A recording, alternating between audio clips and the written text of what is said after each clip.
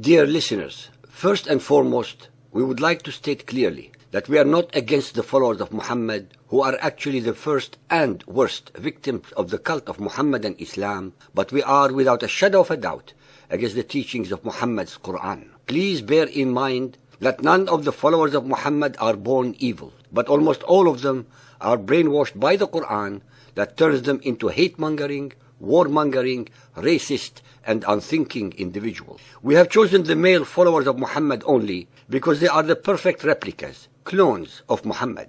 They have had no choice in the matter, since they have been programmed and indoctrinated by their religious leaders to believe that Muhammad was the most perfect male being that has ever walked the surface of this earth. Hence, all his male followers must emulate his sunnah, that is, his deeds, behavior, thoughts, and sayings. We have purposefully ignored the female followers of Muhammad, since Muhammad and his cloned male followers consider them as inferior beings, not higher in intellect than domestic animals, harbingers of evil thoughts, seducers of men, as well as constituting the largest number of the dwellers of hell for being disobedient to their husbands. We do not say these things to insult or out of malice to them, but because this was and is exactly how Muhammad and his male followers perceive them, and the hadiths are replete with stories that are insulting, humiliating, outrageous, and threatening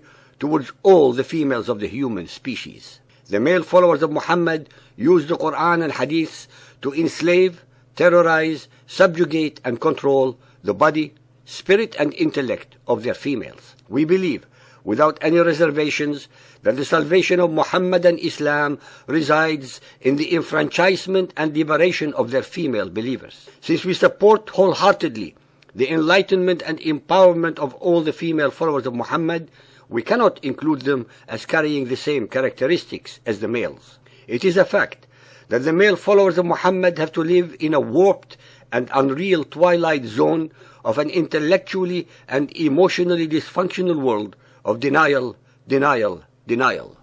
Because the moment they agree with any of our observations or statements, that would be the very beginning of the disintegration of their whole belief system. Our audience should be aware of the following characteristics of the male followers of Muhammad, irrespective of nationality, race, color, or culture. They exhibit an obscene degree of hypocrisy, mendacity, and institutionalized racism. These are compounded with a pathological and depraved indifference to facts, reality, mercy, compassion, logic, morality, justice, knowledge, religion, veracity, language, and loyalty. Their perverted view of unbelievers, 80% of humanity or 5.5 billion human beings, is based entirely on the enormous number of verses in the Quran and Sunnah that are hate-mongering, warmongering, discriminatory, mendacious, and vile, that permeate their chapters. Those unbelievers are, without exception, all Christians, all Buddhists, all Hindus, all Sikhs, all Jews, all animists, etc. Not a single one of these male Muhammadan Muslims can ever counter any statement or observation made in this series about the Quran or Hadiths, using logic or knowledge, but only ignoramus, emotional, and outrageous outbursts of unrestrained anger at being incapable of disproving any of our conclusions. They are the only followers in the whole world of a cult belief system that invariably show their resentment by holding their holy book, the Quran, in one hand and weapons of death and destruction in the other, while screaming the terror verse of Allahu Akbar. They are masters at the art of denial, and the best in the world for blaming all others for their own misfortunes, ignorance, shortcomings, and stupidity. Their hatred of the Jews especially is as intense, as cowardly and lopsided as that of the Nazis, whom they make every effort to emulate, in spite of the fact that there are over 1.3 billion followers of Muhammad against only a tiny 13 million Jews worldwide. They are willing to commit suicide only because they actually believe, in their warped, perverted, and indoctrinated mind, that they will end up having unlimited sexual, sensual, and carnal pleasures with 72 virgins after death, the very same pleasures that they are denied in real life on earth. No matter how many facts are shown to them based entirely on the Arabic language and their own books, they would block all this evidence and recede into the abyss of mendacity, of denial, and the mirage of alleged past glories and fantasies. In short, they have mastered the art of intellectual, theological, and political masturbation. Let us now share with you a few examples about these characteristics, some of which may overlap. Hypocrisy. They demand justice and equality under the law in the Western democracies, but they deny any of them in their own Mohammedan Muslim states to all so-called unbelievers. Mendacity. They claim that the Quran was a divine revelation, when in fact every biblical reference therein contradicts the Hebrew Bible and the New Testament. Institutionalized racism.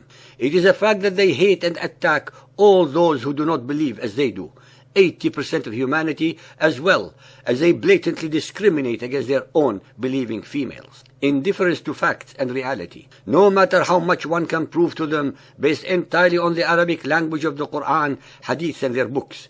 The contradictions between the Quran and the Bible, they declare that the Jews and Christians had perverted these books, while at the same time they exhaustively quote from these same books, and the Quran uses them as witnesses to its own veracity. Moreover, although they watch daily on their TV regarding the depraved behavior of other followers of Muhammad around the world, such as suicide bombings, butcherings, etc., they will deny all and everything. Indifference to mercy and compassion. The world watches aghast and in terror the bestial acts committed in the name of Allah, not only against unbelievers, but also against other Muhammadan Muslims of a different sect or political affiliation.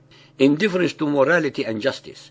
Their Sharia laws discriminate against not only unbelievers, but also against all the female followers of Muhammad, as well as other sects of Muhammadan Islam. Indifference to knowledge and religion. They deliberately destroy the temples and objects of reverence that belong not only to unbelievers, but even to the shrines of other sects of Muhammadan Islam, and teach their children that the earth is flat and that Muhammadan Islam is the only true religion. Indifference to language. They deliberately deceive and mislead the unwary, and those who do not understand the Arabic language, that Islam means peace, which is not true, since it only means submission. That Allah is God, when in fact Allah is not God but the name of the supreme pagan rock god of the Quraysh tribe in Mecca long before Muhammad and his Quran. Indifference to veracity and loyalty. No true follower of Muhammad can ever be loyal to any state which is not a Muhammadan Muslim state. The Quran, in perfectly clear and unambiguous Arabic, forbids the followers of Muhammad to befriend Jews, Christians, and all unbelievers or be under their control. The male followers of Muhammad who have found security, freedom, and financial success by escaping from their own God-forsaken countries now do their very best to undermine the very states that have given them citizenship, to pull them down into the abyss and dark ages of Muhammadan Islam. To understand this total illogic, our listeners must remember the following. A belief is not merely an idea that the mind possesses. It is, in fact, an idea that totally possesses the mind. The male followers of Muhammad win their arguments only through terror. Muhammad did the same in his days when he had anyone criticizing him murdered. We believe that it is better to die once a free human being than to live an eternity as a slave. We would like our listeners to ponder the above issues and use them as means to counter the lies and deceptions perpetrated by the followers of Muhammad against all those who are ignorant of the facts. We are grateful to all of you who listen to our series, to those who subscribe, and to those who spread the word about it.